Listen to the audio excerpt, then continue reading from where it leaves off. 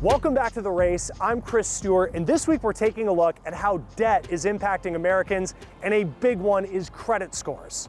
Debt makes up about 30% of a credit score. Some of the credit bureaus recently made changes to how they calculate scores. One change is called Experian Lift. It launches in early 2020.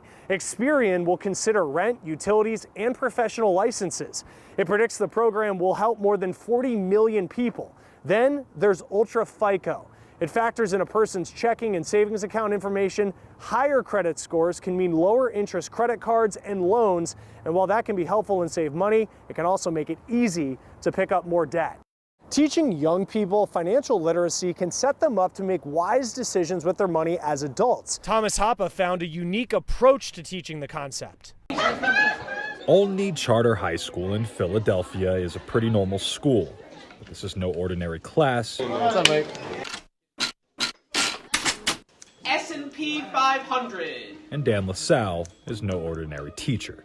That's the goal from the first day that they walk into class, from the first day that they enter. It is the knowledge that they can become millionaires and that we want them to be, and that I'm going to continue to bother them until they are millionaires. Wait, what? Where was the millionaire class when I was in high school?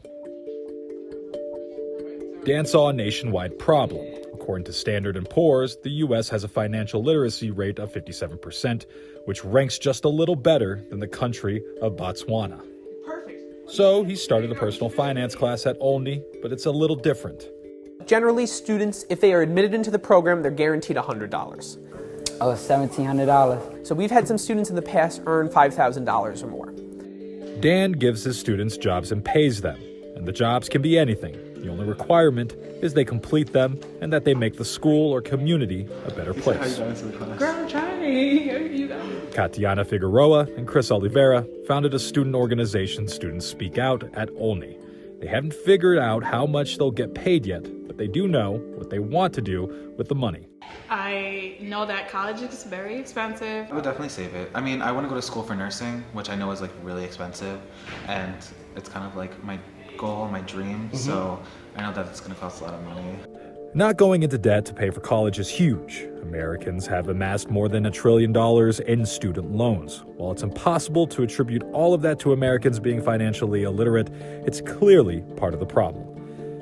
And when parents aren't financially literate, they often pass that down to their kids. They get their paycheck every week and they spend it on whatever they would like or what's a need. And I don't want to be part of that. My parents don't know anything really about that. I think my dad just got his first credit card a little bit ago, and I kept telling him, I was like, listen, don't spend a lot on your credit card. Buy small things so you can pay it off really fast, because you'll be in debt and that interest is crazy. Do I have a volunteer? Jalil. Enter Dan. Hey, Jalil. He, along with teacher Christopher Bishop, manage the classes, the paychecks, and everything that goes along with it. There is no strings attached to this money. So they open checking and savings accounts, they get real money. By the end of the year, they'll have their own retirement account set up. There's another part of the class. Students can do whatever they want with the money. At the beginning, they find that students will spend on fast food, movies, or whatever, but by the end, they see a big difference. In class today, they're learning about why it's a better idea to buy index funds, a piece of entire stock market, as opposed to individual stocks. They'll also learn about the different ways to save for retirement, emergency funds, and other helpful financial habits. So that they can eventually mimic the practices of what wealthy people do. Living below your means, paying yourself first, investing in low-cost mutual funds, dollar-cost averaging. Dan thinks this class isn't hard to replicate if teachers can find grants like he did to pay students. If there is a funding source for a school, the redistribution of paychecks is easy.